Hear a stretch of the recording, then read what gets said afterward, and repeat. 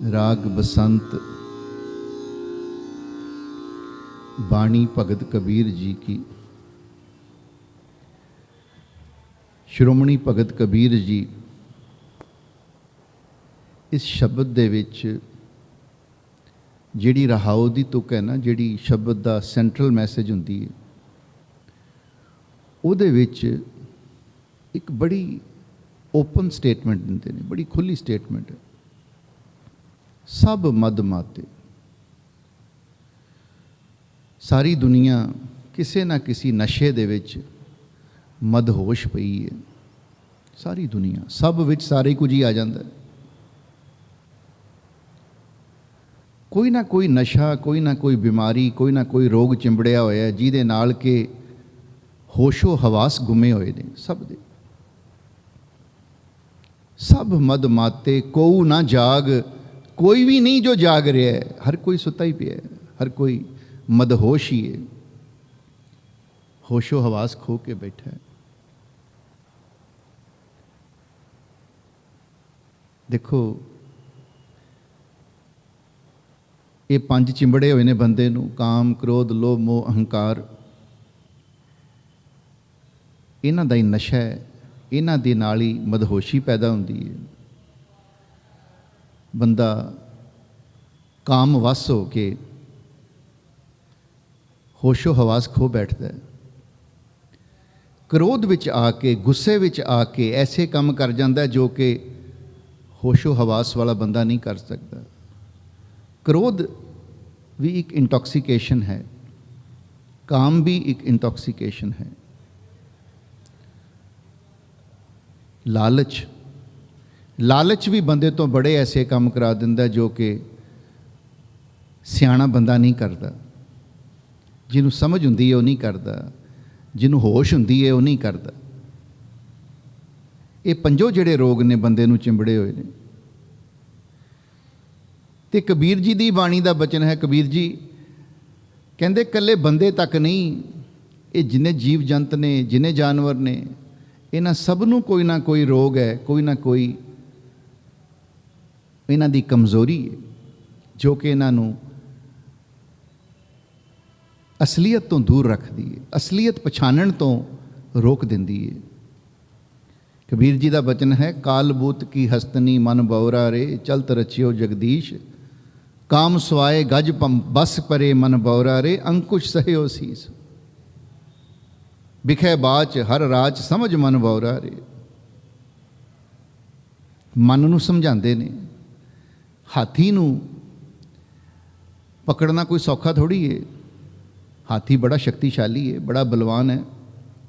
अजकल तो चलो हथियार इहो जे आ गए ने कि ऐसियां बंदूकां आ गई ने जिहदे गोली की थां ते इंजैक्शन जाके जानवर नूं वज जांदा है ते जानवर बेहोश हो जाता है। फिर उन्होंने पकड़ लेंदे ने या जो भी करते हैं, इलाज करना हुंदा तां भी वरत लैंदे ने। पर पुराने टाइम ते कबीर जी दे वेले हाथी नूं पकड़ना हुंदा सी ते किवें पकड़दे सन? कोई सौखा नहीं सी। एक तकनीक वरतते सन, एक जुगती वरतते सन। वो की जुगती सी हुंदी? एक टोआ पट के इन्ना क डूंगा टोआ हुंदा सी भी हाथी जे डिग जाए तो बाहर नहीं सी निकल सकता। इन्ना डूंगा भी नहीं सी हुंदा कि हाथी डिग के जख्मी हो जाए। इन्ना क डूंगा रखते सी भी डिग पवे तो बाहर ना निकल सके। उस टोए दे उपर कोई पतले कमज़ोर जहे लकड़ियां दा एक प्लेटफॉर्म जिहा बना के उहदे ते एक लकड़ दी हथ नहीं बना देंदे सी। कालबूत की हस्तनी, भगत कबीर जी कालबूत की हस्तनी कहंदे ने। कालबूत मतलब नकली लकड़ दी बनाई हुई हथनी दा बुत उहदे उत्ते ला के रख दिंदे सन। हाथी दूरों वेखदा सी, हथनी वल अट्रैक्ट हुंदा सी ते जदों उहदे नेड़े जांदा सी ते टोए च डिग जांदा सी। शिकारी आके उन्होंने फड़ लेंदे सन। तो कबीर जी कहते हैं एक कमज़ोरी है हाथी दे विच, वो है काम। वो एक कमज़ोरी दे करके सारी जिंदगी उन्होंने बंदे दी गुलामी ते वो तिखा लोहे का सूआ जिहड़ा सिर दे उत्ते सहारना पैंदा है, उन्होंने अंकुश कहते हैं। जिहड़ा लोहे का सूआ हुंदा ना, बड़ा तिखा हुंदा है, उहदे सिर ते मारदा है महावत। उन्होंने काबू करन लई, उन्होंने कंट्रोल करन लई ਉਹਨੂੰ ਅੰਕੁਸ਼ ਕਹਿੰਦੇ ਨੇ। ਤੇ ਕਬੀਰ ਜੀ ਕਹਿੰਦੇ ਨੇ ਕਾਮ ਸਵਾਏ ਗੱਜ ਬਸ ਪਰੇ ਮਨ ਬੌਰਾ ਰੇ। ਗੱਜ ਹਾਥੀ ਵਸ ਪੈ ਜਾਂਦਾ ਹੈ ਬੰਦਿਆਂ ਦੇ ਸਿਰਫ ਇੱਕ ਕਾਮ ਦੀ ਕਮਜ਼ੋਰੀ ਕਰਕੇ। ਤੇ ਅੰਕੁਸ਼ ਸਹੇ ਉਹ ਸੀਸ, ਆਪਣੇ ਸਿਰ ਤੇ ਅੰਕੁਸ਼ ਸਾਰੀ ਜ਼ਿੰਦਗੀ ਵਾਸਤੇ ਉਹਨੂੰ ਸਹਾਰਨਾ ਪੈਂਦਾ ਹੈ। ਸਾਰੀ ਜ਼ਿੰਦਗੀ ਲਈ ਬੰਦੇ ਦੀ ਗੁਲਾਮੀ ਕਰਨੀ ਪੈਂਦੀ ਹੈ। ਇੱਕੋ ਹੀ ਰੋਗ ਹੈ ਵਿਚਾਰੇ ਨੂੰ, ਇੱਕੋ ਹੀ ਰੋਗ। ਉਹ ਸਾਰੀ ਜ਼ਿੰਦਗੀ ਉਹਦੀ ਬਰਬਾਦ ਕਰ ਦਿੰਦਾ ਹੈ। ਇਸੇ ਸ਼ਬਦ 'ਚ ਕਬੀਰ ਜੀ ਇੱਕ ਹੋਰ ਉਦਾਹਰਣ ਦਿੰਦੇ ਨੇ ਜਾਨਵਰ ਨੂੰ ਪਕੜਨ ਦਾ ਤੇ ਜਾਨਵਰਾਂ ਦੀ ਕਮਜ਼ੋਰੀ ਦੇ ਬਾਰੇ। ਬਾਂਦਰ ਹੁੰਦਾ ਨਾ, ਬਾਂਦਰ, ਉਹਨੂੰ ਵੀ ਪਕੜਨਾ ਬੜਾ ਮੁਸ਼ਕਿਲ ਹੁੰਦਾ। ਉਹਨੂੰ ਵੀ ਪਕੜਿਆ ਤਾਂ ਜਾਂਦਾ। ਮਦਾਰੀ ਕਿਵੇਂ ਪਕੜਦੇ ਨੇ, ਸ਼ਿਕਾਰੀ ਕਿਵੇਂ ਪਕੜਦੇ ਨੇ ਬਾਂਦਰ ਨੂੰ? ਉਹਦੀ ਕਮਜ਼ੋਰੀ ਵਰਤਦੇ ਨੇ। ਬਾਂਦਰ ਦੀ ਕੀ ਕਮਜ਼ੋਰੀ ਹੈ? ਲਾਲਚ। ਇੱਕ ਛੋਟਾ ਜਿਹਾ ਕੁੱਜਾ ਲੈ ਕੇ ਨਾ, ਜਿਹਦਾ ਬੜਾ ਛੋਟਾ ਜਿਹਾ ਮੂੰਹ ਹੁੰਦਾ ਹੈ, ਇਤਨਾ ਕੁ ਛੋਟਾ ਮੂੰਹ ਹੁੰਦਾ ਵੀ ਬਾਂਦਰ ਦਾ ਹੱਥ ਵਿੱਚ ਚਲਾ ਜਾਂਦਾ ਹੈ ਮਸੀਂ। ਤੇ ਜਦੋਂ ਬਾਂਦਰ ਉਹ ਦਾਣਿਆਂ ਦੀ ਮੁੱਠੀ ਭਰ ਲੈਂਦਾ ਹੈ ਤੇ ਉਹ ਮੁੱਠੀ ਜਦੋਂ ਬਣ ਜਾਂਦਾ ਹੱਥ ਤੇ ਬਾਹਰ ਨਹੀਂ ਨਿਕਲਦਾ। ਜੁਗਤੀ ਹੈ। ਉਸ ਕੁੱਜੇ ਨੂੰ ਜ਼ਮੀਨ ਵਿੱਚ ਗੱਡ ਦਿੰਦੇ ਨੇ, ਇਤਨਾ ਮਜ਼ਬੂਤ ਤਰੀਕੇ ਨਾਲ ਗੱਡ ਦਿੰਦੇ ਨੇ ਵੀ ਕੋਈ ਖਿੱਚੇ ਵੀ ਤਾਂ ਵੀ ਨਾ ਪੱਟਿਆ ਜਾ ਸਕੇ। ਉਹਦੇ 'ਚ ਬਾਂਦਰ ਦਾ ਖਾਣਾ ਜੋ ਦਾਣੇ ਵਗੈਰਾ ਹੁੰਦੇ ਨੇ ਉਹ ਪਾ ਦਿੰਦੇ ਨੇ। ਬਾਂਦਰ ਜਦੋਂ ਆਉਂਦਾ ਹੈ ਉਹਦੇ 'ਚ ਹੱਥ ਪਾ ਲੈਂਦਾ ਹੈ, ਫਿਰ ਦਾਣਿਆਂ ਦੀ ਮੁੱਠੀ ਭਰ ਲੈਂਦਾ ਹੈ ਤੇ ਜਦੋਂ ਮੁੱਠੀ ਬਣ ਜਾਂਦਾ ਹੈ ਹੱਥ, ਉਹ ਬਾਹਰ ਨਿਕਲਦਾ ਨਹੀਂ। ਸ਼ਿਕਾਰੀ ਆ ਜਾਂਦੇ ਨੇ, ਪਕੜ ਲੈਂਦੇ ਨੇ। ਜੇ ਬਾਂਦਰ ਸਿਆਣਾ ਹੋਵੇ ਤੇ ਜਦੋਂ ਸ਼ਿਕਾਰੀਆਂ ਨੂੰ ਆਂਦਾ ਵੇਖੇ ਤੇ ਮੁੱਠੀ ਖੋਲ ਦੇਵੇ ਤੇ ਹੱਥ ਬਾਹਰ ਕੱਢ ਸਕਦਾ ਹੈ। ਹੱਥ ਤਾਂ ਹੀ ਨਹੀਂ ਨਿਕਲਦਾ ਕਿਉਂਕਿ ਮੁੱਠੀ ਬਣੀ ਹੋਈ ਹੈ। ਮੁੱਠੀ ਖੋਲ ਦੇਵੇ ਤੇ ਬਾਹਰ ਨਿਕਲ ਸਕਦਾ, ਦੌੜ ਸਕਦਾ, ਸ਼ਿਕਾਰੀ ਪਕੜ ਨਹੀਂ ਸਕਦੇ। ਲੇਕਿਨ ਬਾਂਦਰ ਇੱਦਾਂ ਕਰਦਾ ਨਹੀਂ। ਕਬੀਰ ਜੀ ਫਰਮਾਉਂਦੇ ਨੇ ਮਰਕਟ ਮੁਸ਼ਟੀ ਅਨਾਜ ਕੀ ਮਨ ਭੌਰਾ ਰੇ। ਉਹ ਮੇਰਿਆ ਮੂਰਖਾ ਮਨਾ, ਜਿਵੇਂ ਇੱਕ ਮੁੱਠੀ ਅਨਾਜ ਦੇ ਲਈ ਬਾਂਦਰ ਫਸ ਜਾਂਦਾ ਹੈ। ਮਰਕਟ ਮੁਸ਼ਟੀ ਅਨਾਜ ਕੀ ਮਨ ਬੌਰਾ ਰੇ। ਲੀਨੀ ਹੱਥ ਪਸਾਰ, ਆਪੇ ਹੀ ਹੱਥ ਅੱਗੇ ਵਧਾ ਕੇ ਉਹ ਵਿੱਚ ਫਸ ਜਾਂਦਾ ਹੈ। ਤੇ ਛੂਟਣ ਕੋ ਸਹਿਸਾ ਪਰਿਆ ਮਨ ਬੌਰਾ ਰੇ। ਨਾਚਿਓ ਘਰ ਘਰ ਬਾਰ। ਛੁੱਟਣ ਨੂੰ ਬੜਾ ਜੀ ਕਰਦਾ ਪਰ ਛੁੱਟਿਆ ਜਾਂਦਾ ਨਹੀਂ ਕਿਉਂਕਿ ਉਹ ਮੁੱਠ ਨਹੀਂ ਖੋਲ੍ਹਣਾ ਚਾਹੁੰਦਾ। ਉਹ ਜਿਹੜੀ ਇੱਕ ਮੁੱਠੀ ਅਨਾਜ ਦਾ ਲਾਲਚ ਜੋ ਹੈ ਉਹਦੇ ਮਨ 'ਚ, ਉਸ ਦੇ ਕਰਕੇ ਸਾਰੀ ਜ਼ਿੰਦਗੀ ਉਹਨੂੰ ਡਮਰੂ ਦੀ ਤਾਲ ਦੇ ਉੱਤੇ ਲੋਕਾਂ ਦੇ ਘਰਾਂ ਦੇ ਬਾਹਰ ਗਲੀਆਂ ਦੇ ਵਿੱਚ ਨੱਚਣਾ ਪੈਂਦਾ ਹੈ। ਬੰਦੇ ਦੀ ਗੁਲਾਮੀ ਸਾਰੀ ਜ਼ਿੰਦਗੀ ਵਾਸਤੇ ਸਹੇੜਨੀ ਪੈਂਦੀ। ਇਹ ਤੇ ਜਾਨਵਰਾਂ ਦੀਆਂ ਕਮਜ਼ੋਰੀਆਂ ਨੇ। ਪੰਜਵੇਂ ਪਾਤਸ਼ਾਹ ਦੀ ਬਾਣੀ 'ਚ ਵੀ ਆਉਂਦਾ ਹੈ ਜ਼ਿਕਰ ਇਹਨਾਂ ਜਾਨਵਰਾਂ ਦੇ ਬਾਰੇ। ਜਿਵੇਂ ਮੱਛੀ ਨੂੰ ਰੋਗ ਹੈ ਜ਼ੁਬਾਨ ਦਾ, ਕੰਡੇ ਦੇ ਉੱਤੇ ਉਹਨਾਂ ਨੇ ਮੱਛੀ ਦਾ ਖਾਣਾ ਉਹ ਲਾਇਆ ਹੁੰਦਾ ਹੈ ਤੇ ਮੱਛੀ ਆਪ ਹੀ ਜਾ ਕੇ ਦੰਦੀ ਵੱਢ ਲੈਂਦੀ ਹੈ, ਆਪ ਹੀ ਉਹ ਕੰਡੇ ਨੂੰ ਆਪਣੇ ਮੂੰਹ 'ਚ ਫਸਾ ਲੈਂਦੀ ਹੈ। ਜਿਹੜਾ ਪਰਿੰਦਾ ਹੁੰਦਾ ਨਾ, ਭੰਵਰਾ ਨਹੀਂ, ਪਰਿੰਦਾ ਜਿਹੜਾ ਭਵੱਕੜ ਜਿਹਨੂੰ ਆਪਾਂ ਕਹਿੰਦੇ ਆ, ਉਹਨੂੰ ਅੱਖਾਂ ਦਾ ਰੋਗ ਹੈ, ਉਹਨੂੰ ਰੌਸ਼ਨੀ ਦਾ ਰੋਗ ਹੈ। ਉਹ ਜੋ ਰੌਸ਼ਨੀ ਵੱਲ ਦੇਖਦਾ ਹੈ ਤੇ ਦੌੜ ਕੇ ਚਲਾ ਜਾਂਦਾ ਹੈ। ਪਤੰਗਾ ਜਿਹੜਾ ਹੁੰਦਾ ਹੈ ਤੇ ਜਾ ਕੇ ਸੜ ਜਾਂਦਾ ਹੈ ਕਿਉਂਕਿ ਅੱਗ ਬਲਦੀ ਹੁੰਦੀ ਹੈ। ਉਹਦੀ ਜ਼ਿੰਦਗੀ ਉਹਦੀਆਂ ਅੱਖਾਂ ਦੇ ਕਰਕੇ ਬਰਬਾਦ ਹੋ ਜਾਂਦੀ ਹੈ, ਪਤੰਗੇ ਦੀ। ਇਸ ਤਰ੍ਹਾਂ ਇਹਨਾਂ ਜਾਨਵਰਾਂ ਨੂੰ ਇੱਕ ਇੱਕ ਰੋਗ ਹੈ ਜੋ ਇਹਨਾਂ ਦੀ ਜ਼ਿੰਦਗੀ ਬਰਬਾਦ ਕਰ ਦਿੰਦੇ ਨੇ। ਬੰਦੇ ਨੂੰ ਤਾਂ 5 ਚਿਮੜੇ ਹੋਏ ਨੇ। ਬੰਦੇ ਨੂੰ ਤਾਂ ਬਹੁਤ ਸੁਚੇਤ ਹੋਣ ਦੀ ਲੋੜ ਹੈ, ਇਹਨਾਂ ਤੋਂ ਬਚਣ ਦੀ ਲੋੜ ਹੈ। ਤੇ ਇੱਥੇ ਭਗਤ ਕਬੀਰ ਜੀ ਕਹਿੰਦੇ ਨੇ ਹਰ ਕੋਈ ਕਿਸੇ ਨਾ ਕਿਸੇ ਨਸ਼ੇ ਦੇ ਵਿੱਚ ਮਦਹੋਸ਼ ਤੁਰਿਆ ਫਿਰਦਾ ਹੈ, ਜਾਗਦਾ ਕੋਈ ਵੀ ਨਹੀਂ ਪਿਆ। ਸਭ ਮਦ ਮਾਤੇ ਕੋਊ ਨਾ ਜਾਗ। ਸੰਗ ਹੀ ਚੋਰ ਘਰ ਮੂਸਨ ਲਾਗ। ਜਿਹੜੇ ਚੋਰ ਨੇ ਬਾਹਰੋਂ ਨਹੀਂ ਆਉਂਦੇ, ਅੰਦਰ ਹੀ ਬੈਠੇ ਨੇ, ਅੰਗ ਸੰਗੀ ਬੈਠੇ ਨੇ। ਇਹ ਕਾਮ ਕ੍ਰੋਧ ਲੋਭ ਮੋਹ ਅਹੰਕਾਰ ਨੇੜੇ ਹੀ ਬੈਠੇ ਨੇ। ਜਿਹੜੇ ਘਰ ਨੂੰ ਲੁੱਟੀ ਜਾਂਦੇ ਨੇ, ਮੂਸਨ ਲਾਗ ਮਤਲਬ ਲੁੱਟੀ ਜਾ ਰਹੇ ਨੇ, ਚੋਰੀ ਕਰੀ ਜਾ ਰਹੇ ਨੇ। ਇਹ ਰਹਾਉ ਦੀ ਤੁਕ ਹੈ। ਜਿਨ੍ਹਾਂ ਨੂੰ ਅਸੀਂ ਸਮਝਦੇ ਹਾਂ ਕਿ ਬਹੁਤ ਪਹੁੰਚੇ ਹੋਏ ਲੋਕ ਨੇ ਜੀ, ਬੜੇ ਪੜ੍ਹੇ ਲਿਖੇ ਨੇ, ਵੇਦ ਸ਼ਾਸਤਰ ਪੜ੍ਹੇ ਹੋਏ ਨੇ, ਜਿਨ੍ਹਾਂ ਨੂੰ ਅਸੀਂ ਪੰਡਿਤ ਕਹਿ ਦਿੰਦੇ ਹਾਂ ਕਿ ਜੀ ਬਹੁਤ ਸਿਆਣੇ ਨੇ, ਬੜੇ ਗਿਆਨੀ ਨੇ। ਕਬੀਰ ਜੀ ਕਹਿੰਦੇ ਨੇ ਉਹ ਵੀ ਮਦਹੋਸ਼ ਨੇ। ਪੰਡਿਤ ਜਨ ਮਾਤੇ ਪੜ੍ਹ ਪੁਰਾਨ, ਉਹਨਾਂ ਨੇ ਵੀ ਪੁਰਾਣ ਸ਼ਾਸਤਰ ਪੜ੍ਹੇ ਹੋਏ ਨੇ। ਉਹਨਾਂ ਨੂੰ ਇਸ ਗੱਲ ਦਾ ਹੰਕਾਰ ਹੈ ਕਿ ਅਸੀਂ ਬੜੇ ਪੜ੍ਹੇ ਲਿਖੇ ਹਾਂ। ਇਸ ਮਸਤੀ ਵਿੱਚ ਹੀ ਤੁਰੇ ਫਿਰਦੇ ਨੇ, ਇਸ ਮਦਹੋਸ਼ੀ ਵਿੱਚ ਹੀ ਤੁਰੇ ਫਿਰਦੇ ਨੇ, ਅਸਲੀਅਤ ਤੋਂ ਫਿਰ ਵੀ ਦੂਰ ਨੇ। ਇਹ ਨਾ ਸੋਚਿਓ ਕਿ ਪੜ੍ਹਾਈ ਲਿਖਾਈ ਦੇ ਨਾਲ ਰੱਬ ਮਿਲ ਜਾਂਦਾ ਹੈ। ਪੜ੍ਹਾਈ ਲਿਖਾਈ ਦਾ ਰੱਬ ਨਾਲ ਕੋਈ ਸੰਬੰਧ ਨਹੀਂ, ਰੱਬ ਦੀ ਪ੍ਰਾਪਤੀ ਦਾ ਕੋਈ ਸੰਬੰਧ ਨਹੀਂ। ਜਿਨ੍ਹਾਂ ਭਗਤਾਂ ਦੀ ਬਾਣੀ ਗੁਰੂ ਗ੍ਰੰਥ ਸਾਹਿਬ ਮਹਾਰਾਜ 'ਚ ਅਸੀਂ ਦੇਖਦੇ ਹਾਂ, ਸ਼੍ਰੋਮਣੀ ਭਗਤ ਕਬੀਰ ਜੀ ਜਿਨ੍ਹਾਂ ਦਾ ਸ਼ਬਦ ਪੜ੍ਹਦੇ ਪਏ ਹਾਂ, ਕਿਸੇ ਇੱਕ ਦਿਨ ਵੀ ਕਿਸੇ ਸਕੂਲ ਵਿੱਚ ਪੜ੍ਹਨ ਨਹੀਂ ਗਏ। ਭਗਤ ਰਵਿਦਾਸ ਜੀ ਜਿਨ੍ਹਾਂ ਦੀ ਨੀਵੀਂ ਜਾਤ ਹੋਣ ਕਰਕੇ ਕੋਈ ਪਰਛਾਵਾਂ ਵੀ ਨਹੀਂ ਸੀ ਲੈਣਾ ਚਾਹੁੰਦਾ, ਐਸੇ ਭਗਤ ਰਵਿਦਾਸ ਜੀ ਕਿਹੜੀ ਯੂਨੀਵਰਸਿਟੀ 'ਚ ਪੜ੍ਹੇ ਹੋਣਗੇ? ਕਿਸ ਪੰਡਿਤ ਨੇ ਉਹਨਾਂ ਨੂੰ ਪੜ੍ਹਾਇਆ ਹੋਏਗਾ? ਕਿਸੇ ਨੇ ਵੀ ਨਹੀਂ। ਇਹ ਕਿਸੇ ਵੀ ਸਕੂਲ 'ਚ ਨਹੀਂ ਸੀ ਪੜ੍ਹਨਗੇ, ਪਰ ਗਿਆਨ ਇਤਨਾ ਪ੍ਰਾਪਤ ਹੋ ਗਿਆ ਪਰਮੇਸ਼ਰ ਦੀ ਭਗਤੀ ਦੇ ਨਾਲ, ਪਰਮਾਤਮਾ ਦੀ ਭਗਤੀ ਦੇ ਨਾਲ। ਕਬੀਰ ਜੀ ਆਪਣੀ ਜਾਤ ਨਹੀਂ ਲੁਕਾਉਂਦੇ, ਕਹਿੰਦੇ ਹਾਂ ਜਾਤ ਮੇਰੀ ਜੁਲਾਹੇ ਦੀ ਹੈ, ਸਮਝ ਵੀ ਮੈਨੂੰ ਬਹੁਤੀ ਨਹੀਂ। ਕੋਈ ਅਕਲ ਕਵੇ ਕਿ ਮੈਨੂੰ ਬੜੀ ਅਕਲ ਹੈ, ਨਹੀਂ, ਇਹ ਜੀ ਗੱਲ ਨਹੀਂ। ਹੋਛੀ ਮਤ ਮੇਰੀ ਜਾਤ ਜੁਲਾਹਾ, ਪਰ ਮੈਂ ਖੱਟਿਆ ਬੜਾ ਕੁਝ ਹੈ, ਲਾਹਾ ਬੜਾ ਖੱਟਿਆ। ਕਿਹੜਾ ਲਾਹਾ ਖੱਟਿਆ? ਕਬੀਰ ਜੀ ਨੇ ਕਹਿੰਦੇ ਹਰ ਕੋ ਨਾਮ ਲਿਓ ਮੈਂ ਲਾਹਾ। ਮੈਂ ਕੰਗਾਲ ਨਹੀਂ ਹਾਂ, ਮੈਂ ਬੜਾ ਅਮੀਰ ਹਾਂ। ਹਰੀ ਨਾਮ ਦਾ ਧਨ ਮੇਰੇ ਕੋਲ ਹੈ, ਉਹਦਾ ਮੈਂ ਲਾਹਾ ਬੜਾ ਖੱਟਿਆ।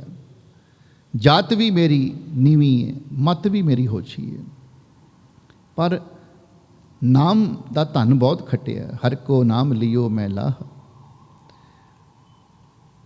ਪੜ੍ਹਾਈ ਲਿਖਾਈ ਦਾ ਕੋਈ ਸੰਬੰਧ ਨਹੀਂ ਹੈ ਪਰਮਾਤਮਾ ਦੀ ਪ੍ਰਾਪਤੀ ਦੇ ਨਾਲ। ਆਸਾ ਦੀ ਵਾਰ ਆਪਾਂ ਰੋਜ਼ ਪੜ੍ਹਦੇ ਹਾਂ, ਪੜ੍ਹ ਪੜ੍ਹ ਗੱਡੀ ਲੱਦੀਏ, ਪੜ੍ਹ ਪੜ੍ਹ ਭਰੀਏ ਸਾਥ, ਪੜ੍ਹ ਪੜ੍ਹ ਬੇੜੀ ਪਾਈਏ, ਪੜ੍ਹ ਪੜ੍ਹ ਗੱਡੀਏ ਖਾਤ, ਪੜ੍ਹੀਏ ਜੇਤੇ ਬਰਸ ਬਰਸ, ਪੜ੍ਹੀਏ ਜੇਤੇ ਮਾਸ, ਪੜ੍ਹੀਏ ਜੇਤੀ ਆਰਜਾ, ਪੜ੍ਹੀਏ ਜੇਤੇ ਸਾਸ। ਨਾਨਕ ਲੇਖੈ ਇੱਕ ਗੱਲ। ਕੋਈ ਸਾਰੀ ਉਮਰ ਪੜ੍ਹਦਾ ਰਹੇ, ਕੋਈ ਕਈ ਸਾਲ ਲਗਾਤਾਰ ਪੜ੍ਹਦਾ ਰਹੇ, ਕਈ ਮਹੀਨੇ ਪੜ੍ਹਦਾ ਰਹੇ, ਪੜ੍ਹ ਪੜ੍ਹ ਕੇ ਕੋਠੇ ਭਰ ਦੇਵੇ ਕਿਤਾਬਾਂ ਦੇ ਨਾਲ, ਗੱਡੀਆਂ ਲੱਦ ਦੇਵੇ। ਤੇ ਮਹਾਰਾਜ ਕਹਿੰਦੇ ਨੇ ਨਾਨਕ ਲੇਖੈ ਇੱਕ ਗੱਲ, ਜਿਹੜੀ ਗੱਲ ਸਮਝਣ ਵਾਲੀ ਹੈ ਜਾਂ ਜਿਹੜੀ ਗੱਲ ਅਹਿਮੀਅਤ ਰੱਖਦੀ ਹੈ, ਉਹ ਇੱਕੋ ਹੀ ਗੱਲ ਜੇ। ਤੇ ਹੋਰ ਹਉਮੈ ਚਖਣਾ ਚਾਖ, ਉਹ ਹੈ ਪਰਮੇਸ਼ਰ ਵਾਲੀ ਗੱਲ, ਉਹ ਹੈ ਪਰਮਾਤਮਾ ਵਾਲੀ ਗੱਲ। ਜੇ ਪਰਮਾਤਮਾ ਦੀ ਗੱਲ ਸਮਝ ਨਾ ਆਈ, ਪਰਮਾਤਮਾ ਦਾ ਹੁਕਮ ਨਾ ਬੁੱਝਿਆ ਗਿਆ, ਤੇ ਇਹ ਪੜ੍ਹਾਈ ਲਿਖਾਈ ਜਿਹੜੀ ਏ ਇਹ ਸਿਰਫ ਹਉਮੈ ਨੂੰ ਇਕੱਠੇ ਕਰਦੀ ਏ, ਇਹਦਾ ਹੋਰ ਕੋਈ ਫਾਇਦਾ ਨਹੀਂ। ਹੋਰ ਹਉਮੈ ਚਖਣਾ ਝਾਕ, ਝੱਖ ਮਾਰਨ ਦੇ ਬਰਾਬਰ ਹੈ। ਝੱਖ ਮਾਰਨਾ ਕੀ ਹੁੰਦਾ ਹੈ? ਕੋਈ ਐਸਾ ਕੰਮ ਕਰਨਾ ਜਿਹਦਾ ਕੋਈ ਫਾਇਦਾ ਨਾ ਹੋਵੇ। ਅਸੀਂ ਆਮ ਬੋਲੀ 'ਚ ਬੋਲਦੇ ਹਾਂ ਵੀ ਤੂੰ ਕੰਮ ਕਰ ਰਿਹਾ ਕਿ ਝੱਖ ਮਾਰ ਰਿਹਾ।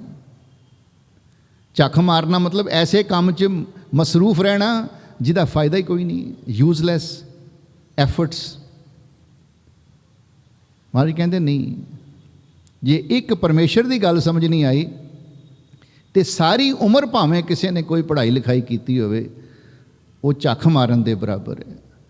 ਉਹਦੇ ਨਾਲ ਸਿਰਫ ਹਉਮੈ ਵੱਧਦੀ ਏ, ਹਉਮੈ ਨੂੰ ਪੱਠੇ ਪੈਂਦੇ ਨੇ। ਪਰਮਾਤਮਾ ਦੇ ਨਾਲ ਨੇੜਤਾ ਨਹੀਂ ਵੱਧਦੀ, ਪਰਮਾਤਮਾ ਦੇ ਨਾਲ ਪਿਆਰ ਨਹੀਂ ਪੈਦਾ ਹੁੰਦਾ, ਤੇ ਉਹ ਜਿਹੜੀ ਪੜ੍ਹਾਈ ਲਿਖਾਈ ਉਹਦਾ ਕੋਈ ਫਾਇਦਾ ਨਹੀਂ। ਪੰਡਿਤ ਵੀ ਹੰਕਾਰੇ ਹੋਏ ਨੇ ਕਿਉਂਕਿ ਬੜੇ ਪੜ੍ਹੇ ਲਿਖੇ ਨੇ, ਬੜੀ ਐਕੈਡੈਮਿਕ ਨੌਲੇਜ ਹੈ ਉਹਨਾਂ ਨੂੰ। ਪੰਡਿਤ ਜਨ ਮਾਤੇ ਪੜ੍ਹ ਪੁਰਾਨ, ਪੁਰਾਨ ਪੜ੍ਹ ਪੜ੍ਹ ਕੇ ਉਹ ਮਸਤ ਹੋਏ ਹੋਏ ਨੇ, ਮਦਹੋਸ਼ ਹੋਏ ਹੋਏ ਨੇ। ਜੋਗੀ ਮਾਤੇ ਜੋਗ ਧਿਆਨ, ਜੋਗੀ ਵੀ ਆਪਣੇ ਆਪ ਨੂੰ ਬੜੇ ਉੱਚੇ ਸੁੱਚੇ, ਬੜੇ ਤਿਆਗੀ ਸਮਝਦੇ ਨੇ। ਘਰ-ਬਾਰ ਛੱਡ ਕੇ, ਪਿੰਡੇ 'ਤੇ ਸਵਾਹ ਮਲ ਕੇ, ਕੰਨਾਂ ਨੂੰ ਪਾੜ ਕੇ ਵਿੱਚ ਮੁੰਦਰਾਂ ਪਾ ਲੈਂਦੇ ਨੇ, ਧੂਣੀਆਂ ਤਾ ਲੈਂਦੇ ਨੇ, ਆਪਣੇ ਸਰੀਰ ਦਾ ਤਾਪਮਾਨ ਵਧਾ ਲੈਂਦੇ ਨੇ। ਲੋਕੀ ਦੇਖਦੇ ਨੇ, ਬੜੇ ਹੈਰਾਨ ਹੁੰਦੇ ਨੇ, ਦੇਖੋ ਜੀ ਕਿੱਡੇ ਤਿਆਗੀ ਨੇ, ਕਿੱਡੇ ਵੱਡੇ ਜੋਗੀ ਜੀ ਨੇ। ਪਰ ਕਬੀਰ ਜੀ ਦੀ ਨਜ਼ਰ ਵਿੱਚ ਉਹ ਅਸਲੀਅਤ ਤੋਂ ਦੂਰ ਹੈ, ਉਹ ਕਿਸੇ ਨਸ਼ੇ ਵਿੱਚ ਮਦਹੋਸ਼ ਪਿਆ ਹੋਇਆ ਹੈ। ਜੋਗੀ ਜਿਹੜਾ ਹੈ ਉਹ ਵੀ ਮਦਹੋਸ਼ ਹੀ ਹੈ, ਉਹ ਵੀ ਸੁੱਤਾ ਹੀ ਪਿਆ ਹੈ। ਜੋਗੀ ਮਾਤੇ ਜੋਗ ਧਿਆਨ, ਉਹ ਯੋਗ ਵਾਲੇ ਪਾਸੇ ਧਿਆਨ ਲੈ ਕੇ ਜਾਂਦੇ ਨੇ। ਕਿਸੇ ਦਾ ਧਿਆਨ ਆਪਣੀ ਰੀੜ੍ਹ ਦੀ ਹੱਡੀ ਵੱਲ ਹੁੰਦਾ ਹੈ, ਕਿਸੇ ਦਾ ਧਿਆਨ ਧੁੰਨੀ ਵੱਲ ਹੁੰਦਾ ਹੈ, ਕਿਸੇ ਦਾ ਧਿਆਨ ਆ ਭਰਵੱਟਿਆਂ ਦੇ ਵਿਚਕਾਰ ਜਿੱਥੇ ਬੀਬੀਆਂ ਬਿੰਦੀ ਲਾਉਂਦੀਆਂ ਨੇ, ਇਹਨੂੰ ਤ੍ਰਿਕੁਟੀ ਕਹਿੰਦੇ ਨੇ। ਕੋਈ ਇੱਥੇ ਧਿਆਨ ਲਾ ਕੇ ਬੈਠਾ ਹੋਇਆ ਹੈ, ਕੋਈ ਦਸਮ ਦੁਆਰ ਵੱਲ ਧਿਆਨ ਲਾ ਕੇ ਬੈਠਾ ਹੋਇਆ ਹੈ। ਸਰੀਰ ਦੇ ਅੰਗਾਂ 'ਤੇ ਧਿਆਨ ਲਾ ਕੇ ਬੈਠੇ ਰਹਿਣ ਦੇ ਨਾਲ ਕੀ ਫਾਇਦਾ ਹੁੰਦਾ ਹੈ? ਕੋਈ ਫਾਇਦਾ ਨਹੀਂ। ਤੁਸੀਂ ਕਿਸੇ ਦੇ ਕੰਮ ਆਏ, ਤੁਸੀਂ ਕਿਸੇ ਦੀ ਸੇਵਾ ਕੀਤੀ, ਤੁਸੀਂ ਕਿਸੇ ਭੁੱਖੇ ਵਾਸਤੇ ਭੋਜਨ ਬਣਾ ਕੇ ਉਹਨੂੰ ਛਕਾਇਆ, ਤੁਸੀਂ ਕਿਸੇ ਗਰੀਬ ਦੀ ਮਦਦ ਕੀਤੀ? ਨਹੀਂ।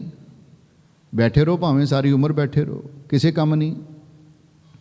ਮਹਾਰਾਜ ਗੁਰੂ ਗੋਬਿੰਦ ਸਿੰਘ ਸੱਚੇ ਪਾਤਸ਼ਾਹ ਜਿਨ੍ਹਾਂ ਦੇ ਅਸਥਾਨ 'ਤੇ ਬੈਠੇ ਹਾਂ ਆਪਾਂ, ਮਹਾਰਾਜ ਲਿਹਾਜ਼ ਥੋੜ੍ਹੀ ਕਰਦੇ ਆ। ਮਹਾਰਾਜ ਕਹਿੰਦੇ ਨੇ, ਕਹਾਂ ਭਇਓ ਜੋ ਦੋ ਲੋਚਨ ਮੁੰਦ ਕੇ ਬੈਠ ਰਹੇ ਹੋ, ਬਗ ਧਿਆਨ ਲਗਾਇਓ। ਤੂੰ ਧਿਆਨ ਲਾ ਕੇ ਬੈਠਾ ਹੋਇਆ, ਅੱਖਾਂ ਮੀਟ ਕੇ, ਕੀ ਹੋ ਗਿਆ? ਕੀ ਪ੍ਰਾਪਤ ਕੀਤਾ ਹੈ? ਕੀ ਹਾਸਲ ਕੀਤਾ ਹੈ? ਨਾਥ ਫਰਿਓਲੀਏ ਸੋਤ ਲੋਕ, ਨਾਥ ਫਰਿਓਲੀਏ ਸਾਤ ਸਮੁੰਦਰਨ, ਲੋਕ ਗਇਓ ਪਰ ਲੋਕ ਗਵਾਇਓ। ਤੂੰ ਤੀਰਥਾਂ ਨੂੰ ਛੱਡ ਕੇ ਭਾਵੇਂ ਸਮੁੰਦਰਾਂ 'ਤੇ ਜਾ ਕੇ ਨਹਾ ਲੈ, ਇਹ ਲੋਕ ਵੀ ਤੇਰਾ ਬਰਬਾਦ ਹੋਣਾ ਤੇ ਪਰਲੋਕ ਵੀ ਤੇਰਾ ਹੱਥੋਂ ਨਿਕਲ ਜਾਣਾ। ਇਹ ਰਸਤਾ ਸਿੱਖੀ ਦਾ ਮਾਰਗ ਨਹੀਂ ਹੈ, ਇਹ ਭਗਤੀ ਦਾ ਮਾਰਗ ਨਹੀਂ ਹੈ, ਇਹ ਕਰਮ ਕਾਂਡ ਨੇ।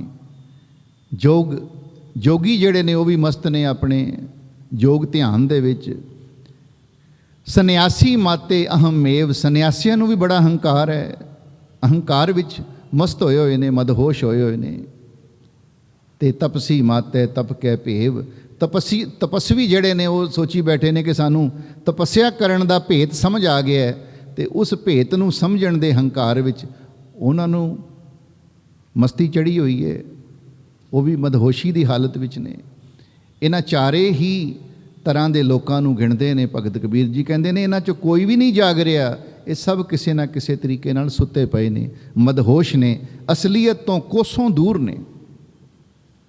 ਸਭ ਮਦ ਮਾਤੇ ਕਉ ਨਾ ਜਾਗ, ਸੰਗ ਹੀ ਚੋਰ ਘਰ ਮੂਸਨ ਲਾਗ। ਜਿਹੜੇ ਪੰਜ ਅੰਦਰ ਬੈਠੇ ਨੇ ਚੋਰ, ਇਹਨਾਂ ਵੱਲ ਤਾਂ ਕਿਸੇ ਦਾ ਧਿਆਨ ਹੀ ਕੋਈ ਨਹੀਂ।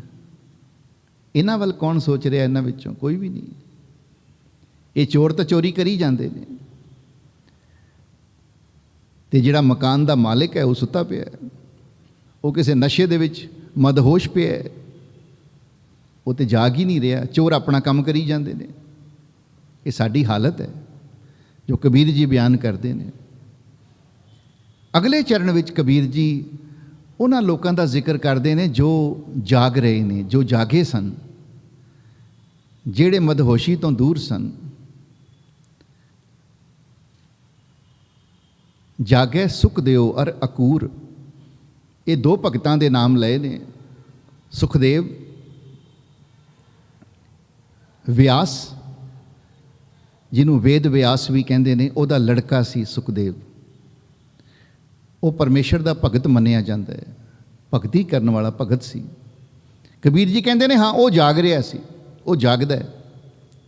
ਅਰ ਅਕੂਰ, ਅਕੂਰ ਅੱਖਰ ਆਇਆ ਅਕਰੂਰ ਤੋਂ। ਅਕਰੂਰ ਕੰਸ ਦੇ ਭਰਾ ਦਾ ਨਾਮ ਸੀ, ਕੰਸ ਦਾ ਛੋਟਾ ਭਰਾ ਸੀ, ਕ੍ਰਿਸ਼ਨ ਦਾ ਛੋਟਾ ਮਾਮਾ।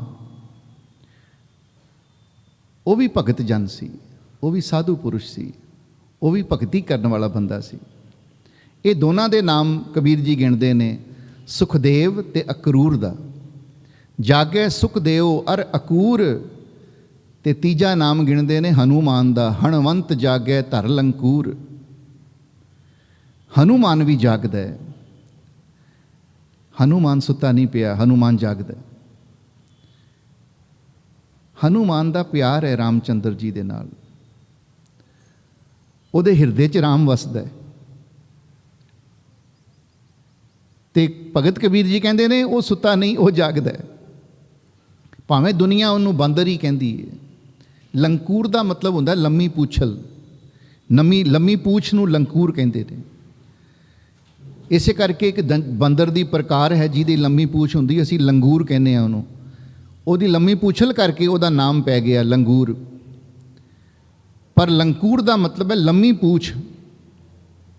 ਭਾਵੇਂ ਉਹ ਲੰਮੀ ਪੂਛ ਧਾਰਨ ਕੀਤੀ ਹੋਈ ਹੈ ਉਹਨੇ, ਲੋਕਾਂ ਦੀ ਨਜ਼ਰ ਵਿੱਚ ਉਹ ਬੰਦਰ ਹੀ ਹੈ, ਪਰ ਉਹ ਭਗਤ ਹੈ, ਉਹ ਜਾਗਦਾ ਹੈ, ਉਹ ਸੁੱਤਾ ਨਹੀਂ।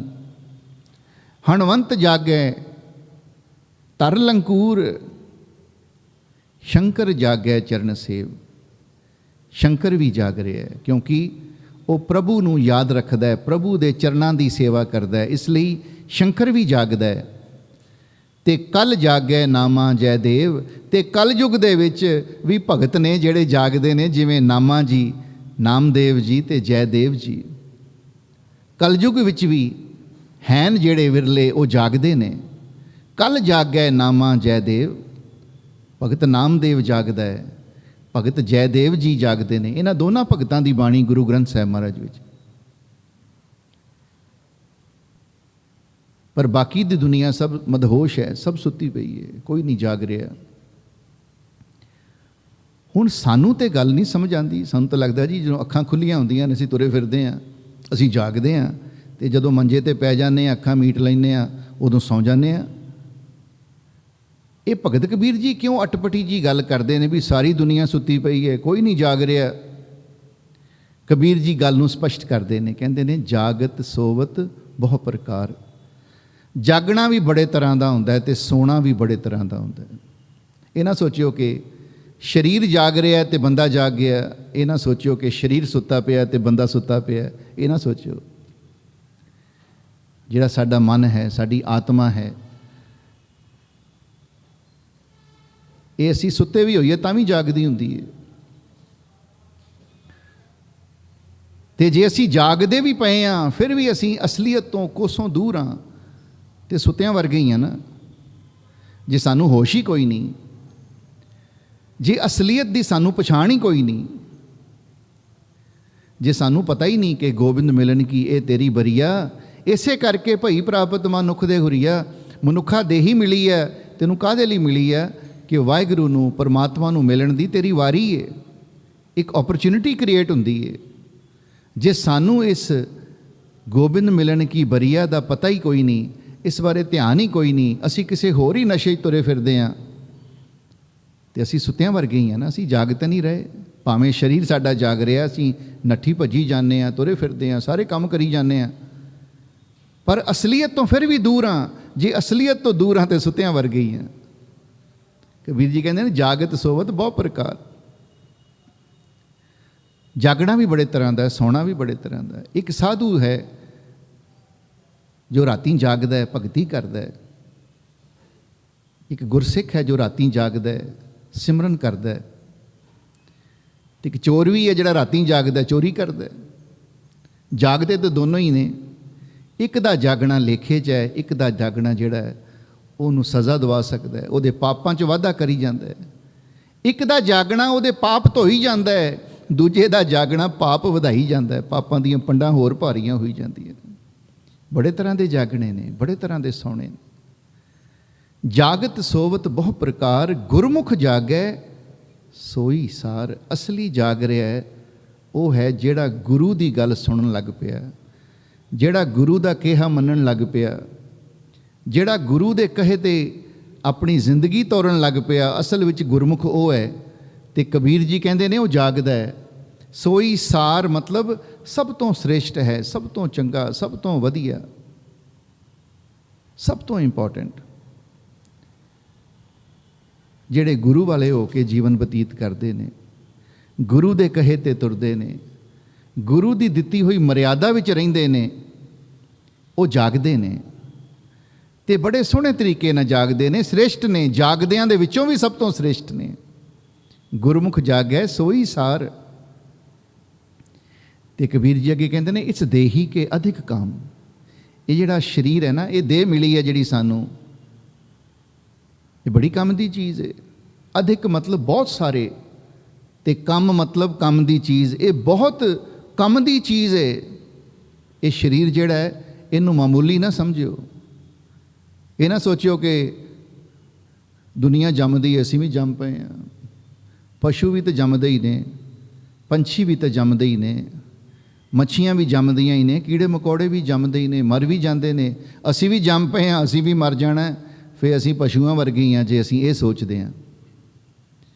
ਕਬੀਰ ਜੀ ਕਹਿੰਦੇ ਨਹੀਂ, ਇਹ ਮਨੁੱਖਾ ਦੇਹੀ ਜੋ ਤੈਨੂੰ ਮਿਲੀ ਏ, ਇਹ ਮਾਮੂਲੀ ਗੱਲ ਨਹੀਂ, ਇਹ ਬੜੀ ਕੰਮ ਦੀ ਚੀਜ਼ ਹੈ, ਬੜੀ ਇੰਪੋਰਟੈਂਟ ਹੈ,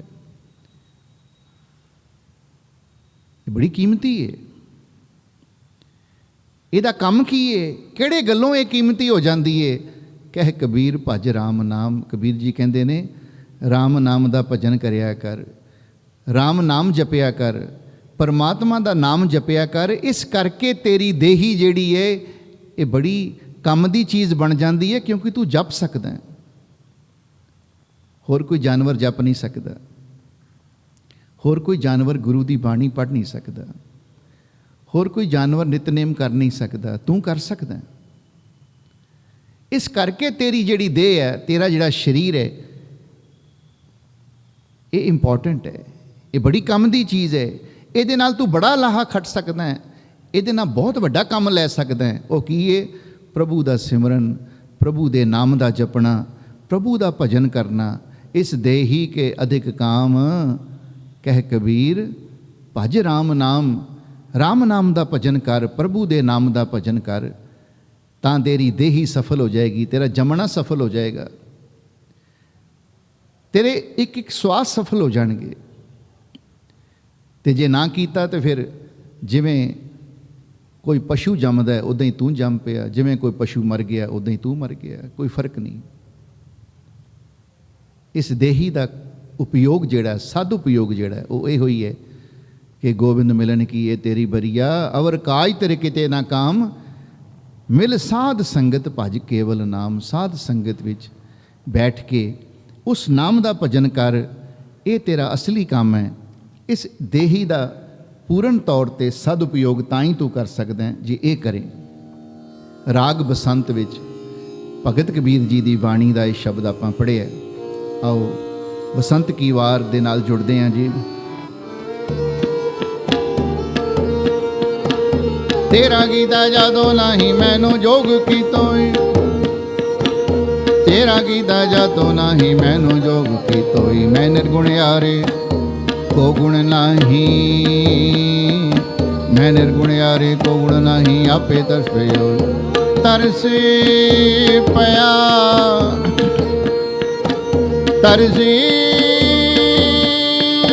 ਪਿਆ, ਤਰਸ ਪਿਆ, ਤਰਸ ਪਿਆ, ਤਰਸ ਪਿਆ। ਮੈਂ ਰਾਮ ਦੋਈ ਸਤਿਗੁਰ ਸੱਜਣ ਮਿਲਿਆ, ਨਾਨਕ ਨਾਮ ਮਿਲੇ ਤਾਂ ਜੀਵਾ, ਤਨ ਮਨ ਥੀਵੇ ਹਰਿਆ, ਤਨ ਮਨ ਥੀਵੇ ਹਰਿਆ।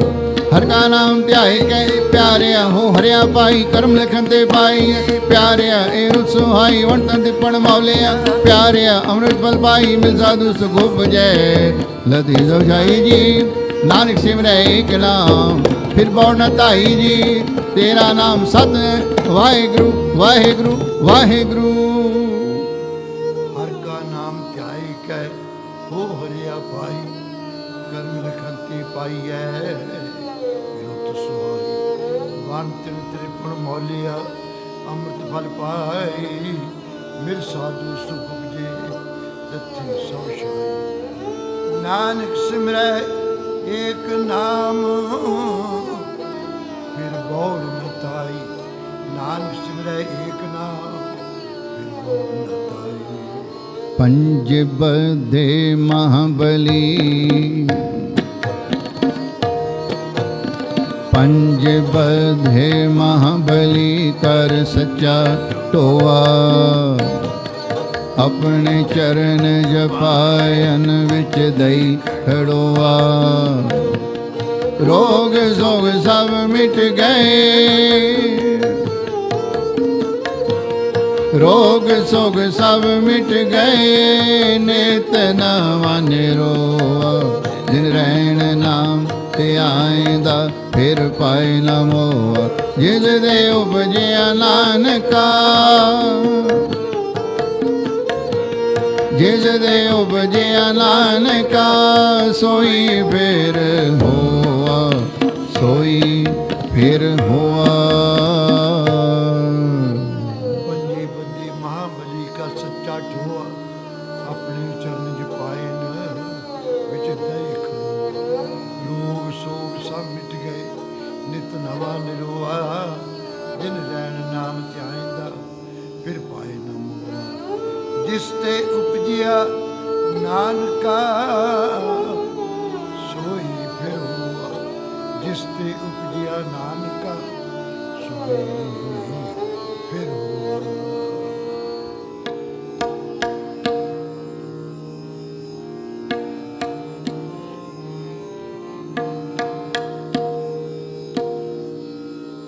धन धन श्री गुरु तेग बहादुर साहिब जी। हर जो राख ले हो पत मेरी, जम को त्रास पयो उर अंतर शरण गही, कृपा निध तेरी। हर जू राख ले हो पत मेरी,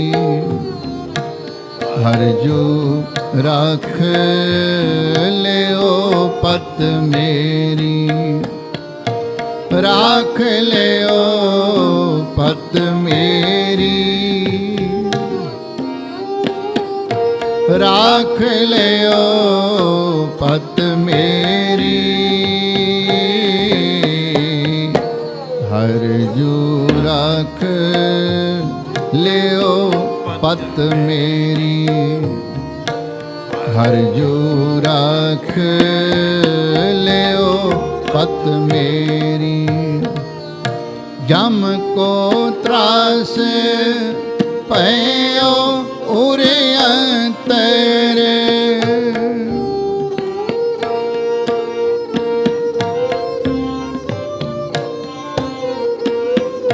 जम को त्रास पयो उरे अंतर, शरण गही कृपा निध तेरी। हर जू राख ले हो पत मेरी, हर जू राख ले हो पत मेरी।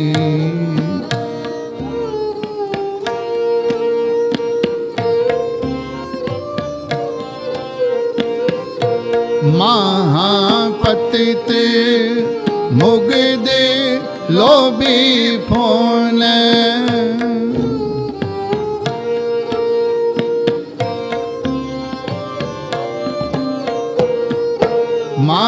महापतित मुग्ध लोभी फोन, करत पाप अब हारा।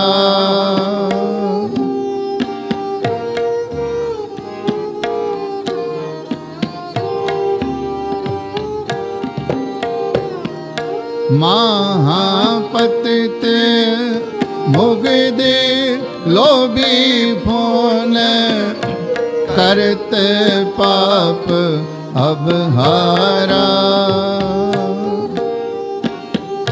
पै मरबे को बिसरत नाहिन,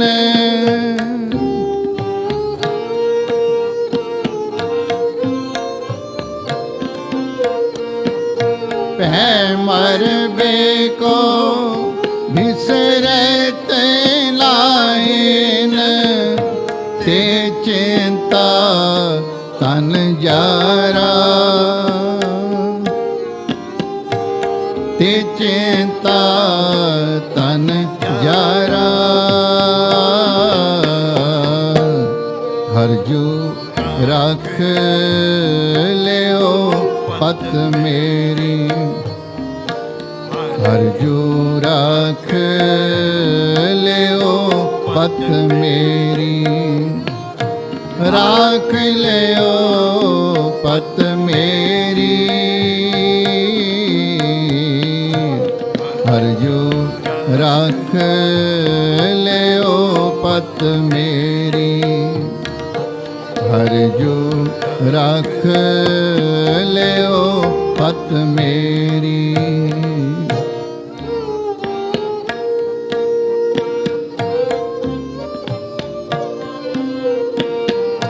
किए पाव मुक्त के कारण,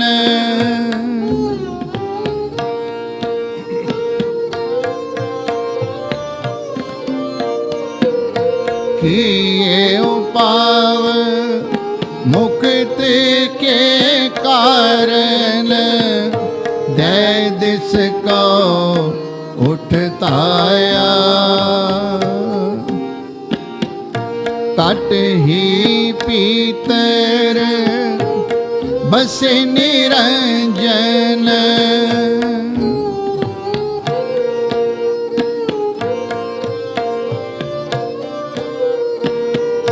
कट ही पीतर बसे निरंजन ताको मर्म ना पाया ताको मर्म ना पाया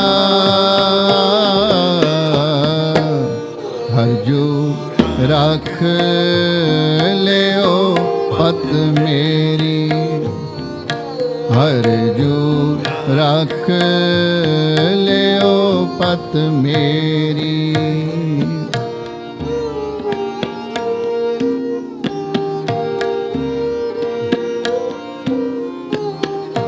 नाहिन गुण नाहिन कछ जप तप कौन करम अब कीजै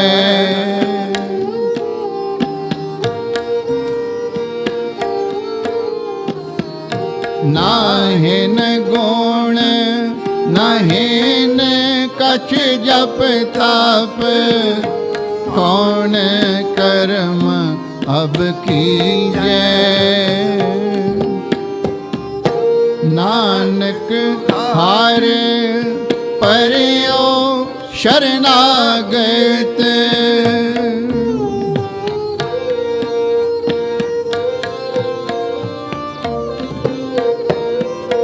नानक हार परियो शरणागत अभय दान प्रभ दीजै अभय दान प्रभ दीजै हरजू रख लियो पत मेरी हरजू रख लियो पत मेरी हरजू रख लियो पत मेरी जम को त्रास भयोर अंतर शरण गही कृपा निधते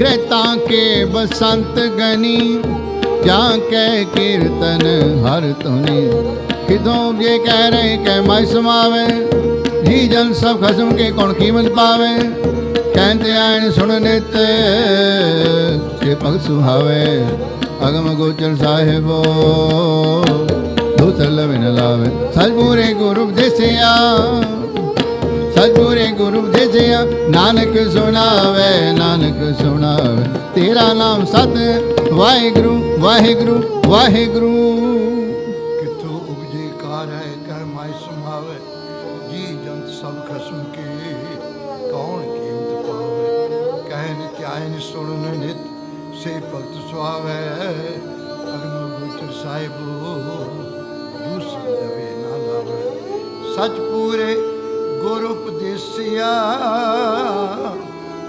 नानक सुनावे सच पूरे गुरु उपदेसिया नानक सुनावे श्लोक पवन गुरु पाणी पिता माता तरत महत दिवस रात दुविधाई दाया खेलै सगल जगत चंगियाइयां बुरियाइयां वाचै धर्म हदूर करमी आपो अपनी के नेड़े के दूर जिनी नाम ते आया गए मुशक्कत काल नानक ते मुख उजले केती छुट्टी नाल।